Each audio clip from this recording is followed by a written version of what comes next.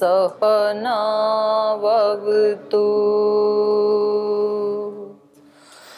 सहनौ भुनक्तु सह वीर्यं करवावहै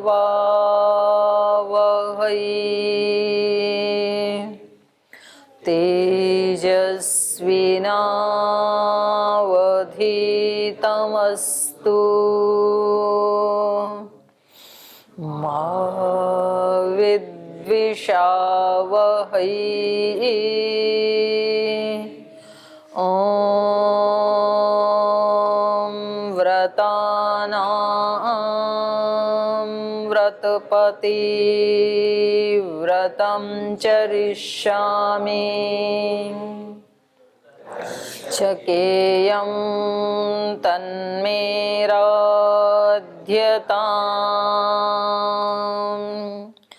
इदमहमनृतात् सत्यमुपैमि। ॐ शान्ति शान्ति शान्तिः।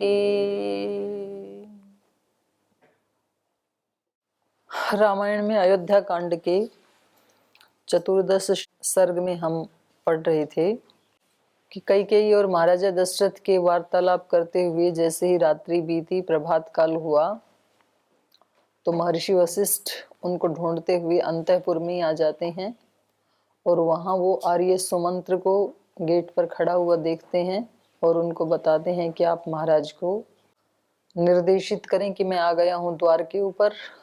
और जब वो अंदर जा कर के बताते हैं तो महारानी कैकेयी उनको बोलती हैं आप श्री राम को बुला लाएं। उसके बाद महाराजा दशरथ भी उनको आदेश देते हैं और वो श्री राम के वेश में महल में जाते हैं, जो बहुत ही सुंदर है, हिम शिखर के समान ऊंचा है, धवल है।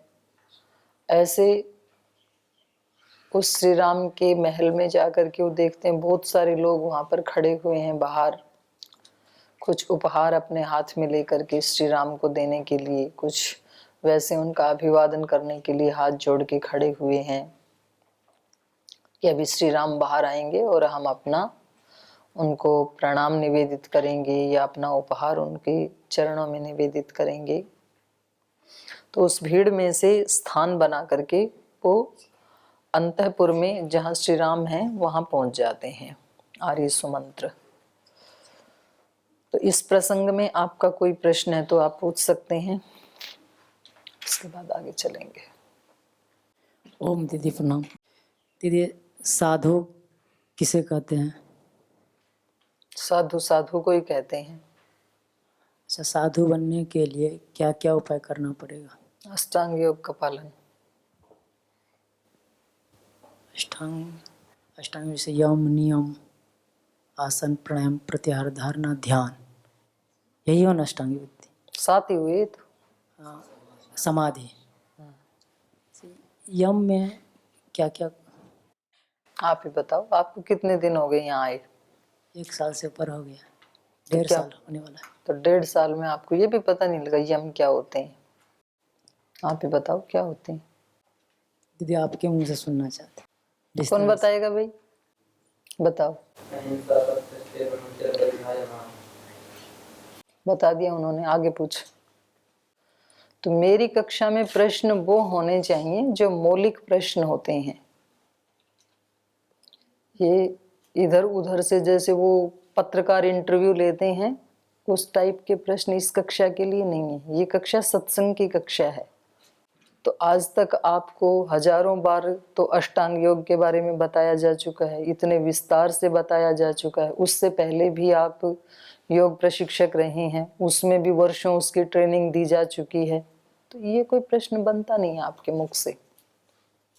तो इसके अतिरिक्त कोई प्रश्न है तो पूछो, नहीं तो इस पे चिंतन करो, फिर कल पूछना।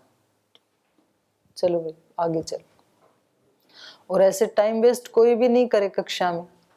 साधु के लक्षण क्या हैं, यम नियम क्या है, ऐसे प्रश्न नहीं पूछना, क्योंकि आप कोई पत्रकार नहीं है और मैं कोई राजनेता नहीं हूं।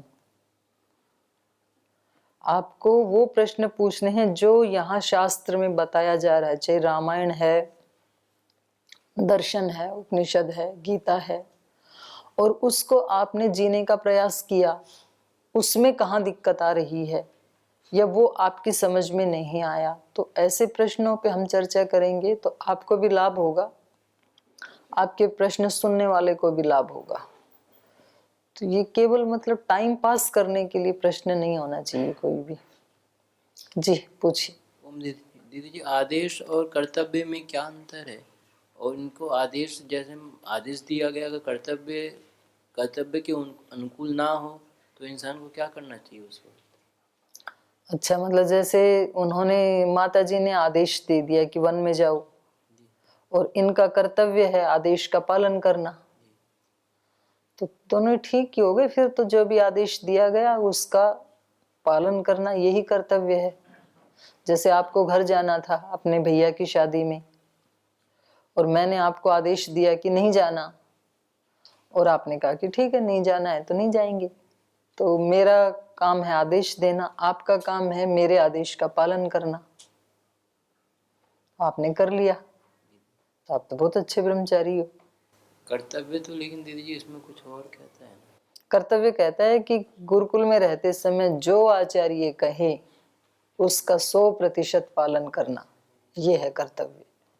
और घर में रहें तो जो माता पिता कहते हैं उसका पालन करना। ओम दीदी। तो आप तो बहुत अच्छे हो, तुरंत मान गए। ठीक, आगे चलो। अब आपको अगला पता है किस चीज का सामना करना पड़ेगा। अब अगली बात आपके चित्त में ये आएगी कि ठीक है, ये तो मैंने मान लिया भाई, गुरु के आदेश का पालन करना चाहिए, अपने आचार्य की आज्ञा का पालन करना चाहिए, पर अंदर अंदर अच्छा नहीं लगेगा। अब आपको उसको फेस करना है।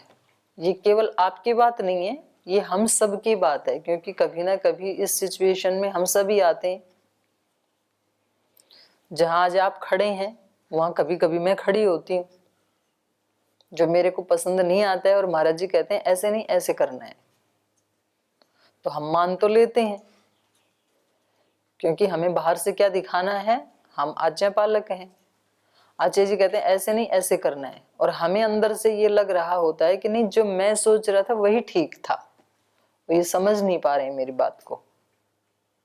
तो वो फिर अंदर अंदर से एक क्लेश की स्थिति बनी रहती है, मन प्रसन्न नहीं होता है। तो उस समय आपको शांति से बैठ करके अपने मन को फिर ऑटो सजेशंस देनी होती हैं। आपको फिर कहना होता है कि देखो, वो जीवन तो मैंने छोड़ दिया, तो एक तरह से वो तो मेरे लिए ना के जैसे ही हो गया,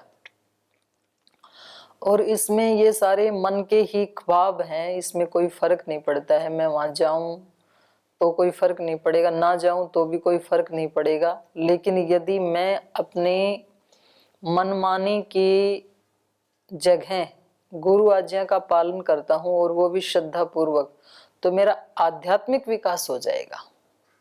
ये मेरे जीवन का प्रॉफिट है। मैं तो ऐसी सजेशन देती हूँ अपने आप को, भाई ये काम जो बाहर के हैं, जैसे मैं आपको अभी अभी मतलब बिल्कुल ताजा उदाहरण दूं, जैसे तो अभी बात चल रही थी जी, डिग्री में कौन से अक्षर, कौन सा फॉन्ट लिखना है, ये लिखना, उसमें 10 अक्षर थे। मुझे कोई और पसंद आ रहा था कि ये लिखना चाहिए तब अच्छा लगेगा। महाराज जी कह रहे थे नहीं ये नहीं ये लिखो, आचार्य जी कह रहे थे ये नहीं ये लिखो, तो अंदर से ये लग रहा था नहीं, जो मुझे अच्छा लग रहा है ना वही सबसे अच्छा है। तो तुरंत फिर उसको उसी समय काटना होता है उस विचार को, क्या फर्क पड़ता है ये अक्षर लिखें या ये अक्षर लिखें, लेकिन हम उसको बिना किसी अंदर के रिएक्शन के तुरंत स्वीकार कर लें कि ठीक आपने कह दिया यही ठीक है, बाहर से तो कर ही लिया तो अंदर से भी उसको कर लें। ऐसा सोचते ही तुरंत बिल्कुल लाइट हो गए, फिर रिलैक्स हो गए, हल्के हो जाते हैं।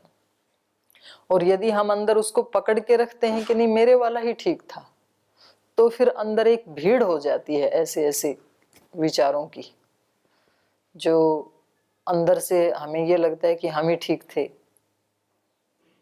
इनको नहीं पता है, ये भी तो हमारा कर्तव्य बनता है। फिर हमारा मन ना हमें बोला वहां जाना भी तो मेरा कर्तव्य ही था, ऐसे ऐसे विचार देने लगता है हमारा मन।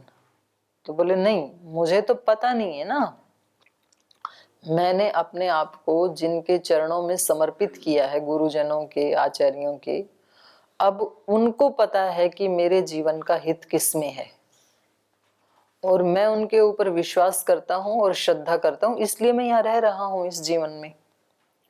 तो क्या फर्क पड़ता है, ये तो बाहर की चीजें हैं, ये ऐसे हो जाएं या ऐसे हो जाएं। यहाँ यूं भी वाह वाह है और यूं भी वाह वाह है, राजी हैं हम उसी में जिसमें तेरी रजा है। तो इसका अभ्यास करना होता है फिर, और ये अभ्यास इन्हीं छोटी छोटी बातों से ही करना होता है। और एक बार यदि आप बिल्कुल रिलैक्स हो गए अपने किसी मनमाने डिमांड को साइड में करके, तो आप अपने आप को शक्तिशाली पाएंगे। बात बिल्कुल छोटी होती है लेकिन मन को एक बल मिलता है। और जब हम अपनी मनमानी करते हैं तो ठीक है, सांसारिक दृष्टि से तो वो काम हो जाता है, लेकिन आपका आत्मबल घट जाता है। जैसे आप यहाँ पर गुरु आज्ञा को न मान करके चले ही जाते तो क्या कर सकता है कोई? बहुत सारे लोग चले जाते हैं, बिन कहे चले जाते हैं। फिर तो ठीक है, चले तो जाते, आप आकर के क्षमा मांग लेते, बोल जी आपने तो मना किया था, फिर भी वहां से दबाव आ गया था, फिर मैं तो चला ही गया, नहीं करना चाहिए था, गलती हो गई जी, आगे नहीं करूंगा, बात खत्म। लेकिन आपके मन की शक्ति का जो ह्रास हो गया उसकी पूर्ति कभी नहीं हो सकती है। फिर ऐसे ही बने हैं ये संस्कार हमारे, कमजोरी के, वीकनेस के, पतन के। पतन का मतलब जो हम प्राप्त कर सकते हैं दिव्यता, उसको हम नहीं प्राप्त कर पा रहे हैं, उसका कारण ये संस्कार ही तो है। एक ही कक्षा में कितनी तरह के विद्यार्थी हैं, जितने विद्यार्थी उतनी ही प्रकार विद्यमान है। हर व्यक्ति का अपना एक प्रकार है। कोई अत्यंत निष्ठावान होते हैं, श्रद्धालु होते हैं, सरल होते हैं, कोई उससे थोड़ा सा कम होते हैं, कोई थोड़ा कम होते हैं, कोई बीच में होते हैं, कोई सामान्य होते हैं, कोई उल्टे ही होते हैं कि हमें सुनना ही नहीं है, हमें वो ही करना है जो हमें ठीक लग रहा है। ठीक, वो कर तो लेते हैं लेकिन वो जीवन में कभी भी कोई बहुत बड़ा अचीवमेंट नहीं कर पाते हैं। हो सकता है वो अहंकार के वशीभूत होकर के कुछ डिग्रियां ले लें, कुछ डिप्लोमा ले लें, कहीं सर्विस कर लें, धन कमा लें, तो भी उनके मन को शांति नहीं मिलेगी, लेकिन सुखी नहीं हो सकते हैं कभी भी। सुखी व्यक्ति होता है अपने अहंकार को तोड़ के। अहंकार को बढ़ा के व्यक्ति सुखी नहीं हो सकता है कभी भी। अपनी मनमानी करके व्यक्ति सुखी नहीं हो सकता है कभी भी। एक पल के लिए उसको लग सकता है कि हाँ मेरा अहंकार जीत गया, जो मैं चाहता था। हमेशा जब दो व्यक्तियों की जिनका आपस में घनिष्ठ संबंध है, चाहे वो माता पिता हैं, गुरु शिष्य हैं, मित्र मित्र हैं, भाई बहन हैं, भाई भाई हैं, उनके बीच में कभी कोई अनबन हुई या कभी उनका मतभेद हुआ, तो उसमें जो व्यक्ति अपने आप को हरा देता है, हार जाता है, हमेशा वो विजयी होता है। और जो अपनी मनमानी करवाता है वो हमेशा पराजित होता है। बेशक उसने अपनी मनमानी करवा ली, चाहे वो छोटा हो चाहे बड़ा हो। दो बातें हैं ना, एक तो ये है कि भाई इसका हित किस में है, उस दृष्टि से बात कहना, और एक इस दृष्टि से बात कहना कि मैं बड़ा हूं तो मेरी ही बात मानी जानी चाहिए, ये अहंकार है। तो इस दृष्टि से यदि हम अपनी बात मनवाते हैं तो हम फिर बात मनवा करके भी पराजित हो जाते हैं। तो आध्यात्मिक व्यक्ति और आध्यात्मिक विजय तो ये होती है, श्री राम हार करके भी जीत गए, माता कैकेयी बड़ी हैं, उन्होंने अपनी बात मनवा ली। महाराजा दशरथ कैकेयी से भी बड़े हैं, लेकिन महाराजा दशरथ हार करके भी जीत गए और कैकेयी जीत करके भी हार गई। सुख मिला नहीं उसको, ना यश मिला ना सुख मिला। श्री राम हार गए, श्री राम का राज्याभिषेक नहीं हुआ। अभी आप वर्णन देखेंगे तो वो तो कितने आनंद में कुबेर की तरह सोने के पलंग के ऊपर बैठे हैं, कितनी सारी उनकी आशाएं रही होंगी, क्या क्या सपने बनाए होंगे कि इतना बड़ा राज्य मिल रहा है, इसको कैसे चलाना है, कैसे पूर्ववासियों के साथ व्यवहार करना है, माता पिता गुरुजनों के साथ बहुत सारे सपने तो संजोए ही होंगे, क्यों नहीं। और 1 मिनट में सब धराशायी हो गया, और वो भी बिना किसी कसूर के, कोई अपराध थोड़ी था उनका।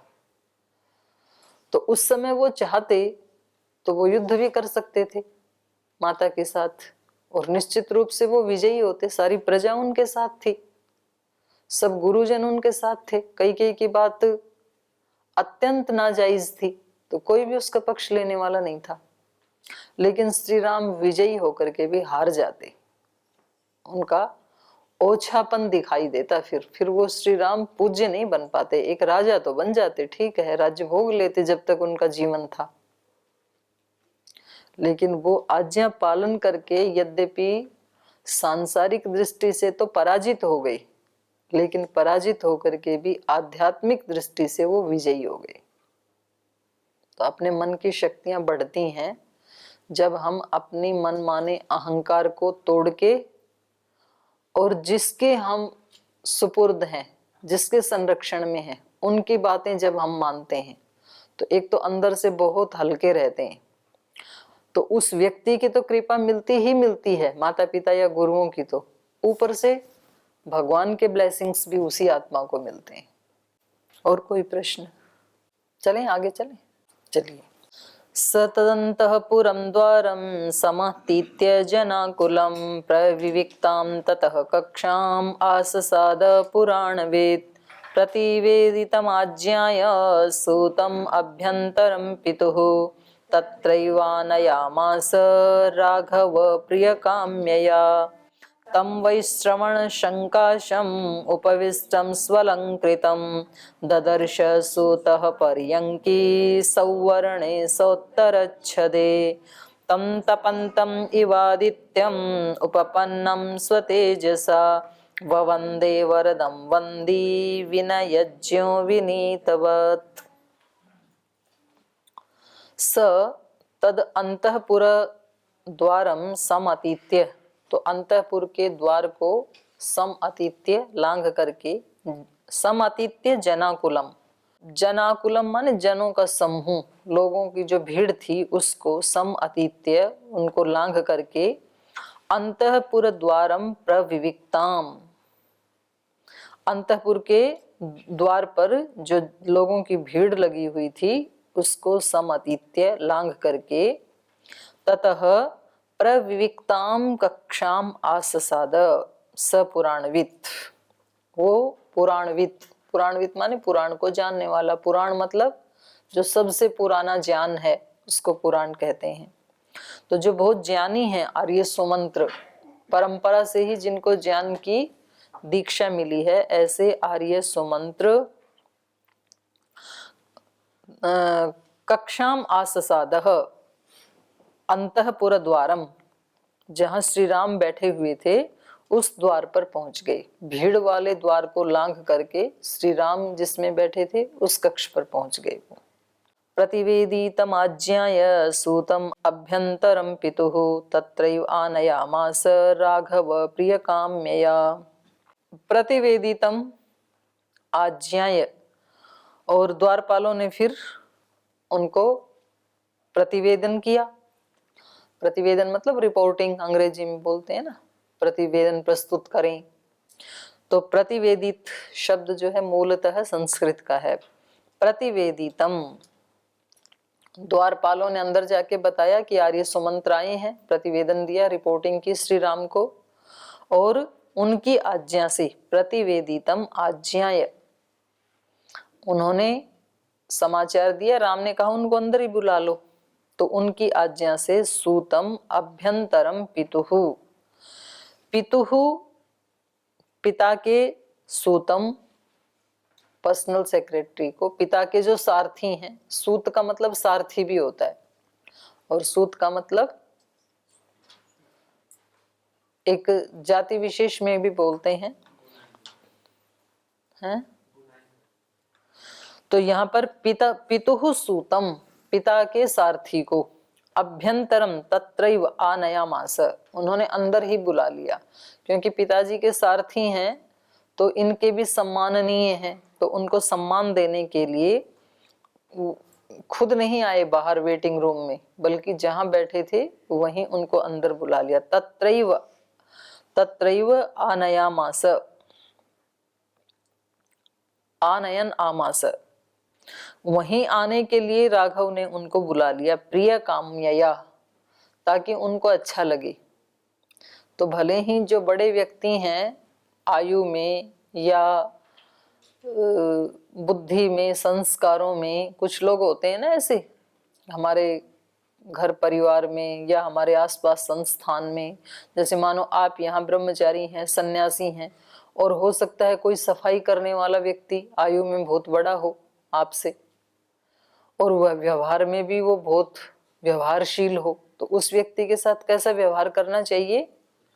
पिता की तरह व्यवहार करना चाहिए, क्योंकि बेशक वो यहाँ पर तो आपका एक एम्प्लॉई है, आपका नौकर है, लेकिन वैसे वो आपसे उम्र में कितना बड़ा है, उसके अनुभव भी बड़े हैं, उसका व्यवहार भी बहुत अच्छा है, तो फिर उनके साथ माता पिता जैसा ही व्यवहार करना चाहिए। तो क्योंकि आर्य सुमंत्र आयु में इनसे बड़े हैं, पिता तुल्य हैं इनके, और बहुत व्यवहार कुशल भी हैं, बहुत विनयशील भी हैं, तो इसलिए उनको प्रिय लगे, इसलिए श्री राम उनके साथ कैसा व्यवहार करते हैं? पिता जैसा ही करते हैं।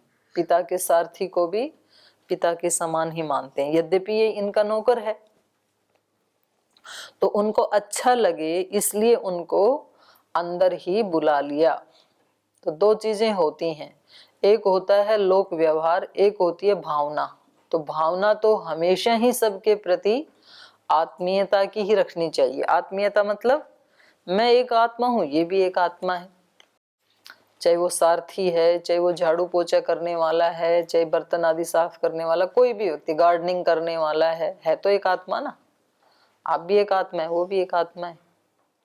व्यवहार तो उसके साथ वो ही किया जाएगा जो लौकिक दृष्टि से उसके पास पद है, लेकिन भाव उसके प्रति एक आत्मा का रखा जा सकता है, एक माता पिता का रखा जा सकता है, एक कभी कभी किसी मित्र का रखा जा सकता है। तो जैसी भी भाव आए अंदर से, तो किसी व्यक्ति के व्यक्तित्व को देख करके दूसरे व्यक्ति के मन में एक भाव आता है,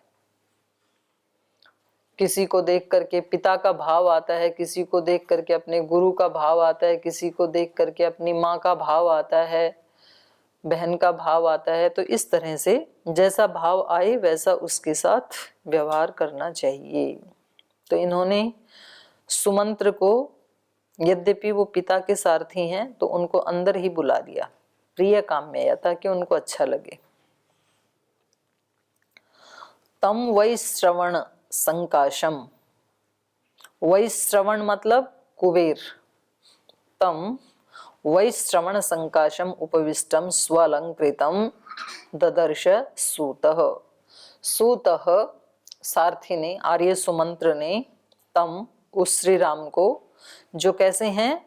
वैश्रवण संकाशम, कुबेर के समान, उपविष्टम बैठे हुए को, स्वलंकृतम अलंकृत होकर के। श्री राम तो पूरे नहा धोकर के, अच्छे वस्त्र आदि पहन करके, आभूषण आदि पहन करके, क्योंकि इनका राज्याभिषेक होना है, तो इनको तैयार करने वाले भी होंगे वहां पर अंतःपुर में, तो उन्होंने बिल्कुल इनको तैयार करके, इनका पूरा मेकअप करके बिठा रखा है कि जैसे ही कोई बुलाने आएगा तो लेके चलेंगे। तो श्री राम ऐसे बैठे हैं जैसे कि स्वर्ण सौवर्णे पर्यंके, पर्यंक मतलब पलंग, और सौवर्ण मतलब सोने के वर्ण वाला, अर्थात गोल्डन।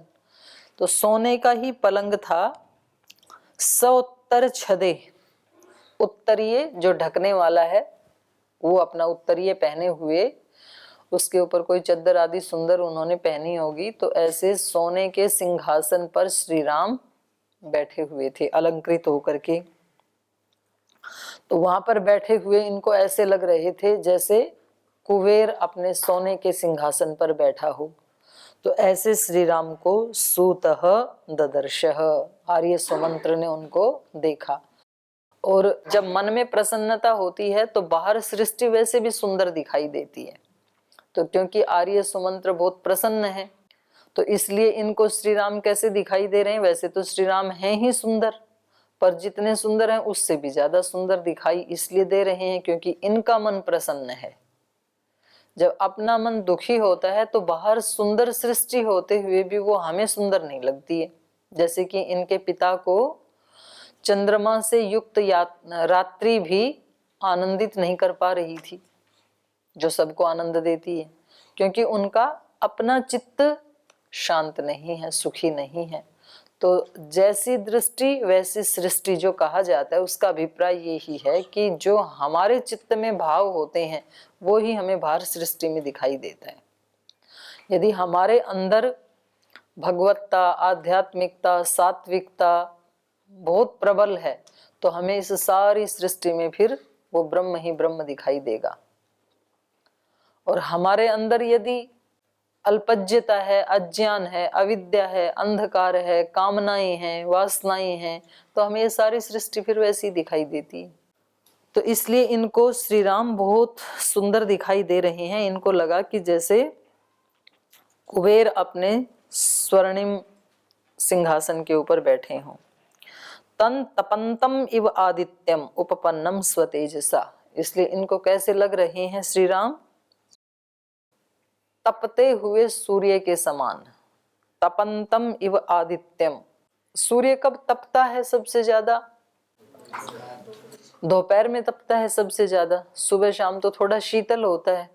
तो जो तेज 12-1 बजे होता है वो सूर्य का तेज असह्य होता है, शरद ऋतु को छोड़ करके उसको सहा नहीं जाता है। तो ऐसा तेज था श्री राम का, मध्यकालीन सूर्य के समान। तम तपंतम इव आदित्यम उपपन्नम, तो उस श्री राम को जो कि तपंतम इव आदित्यम, मध्यकालीन सूर्य के समान, स्व तेजसा तपंतम, अपने तेज से सुशोभित हो रहे थे, ऐसे श्री राम को उपपन्नम प्राप्त करके वंदे, उनको वंदन किया इन्होंने। वरदम, श्री राम कैसे हैं? वरदान देने वाले। वरदम, वंदी, विनयज्ञ, विनीतवत, ये इनके विशेषण हैं।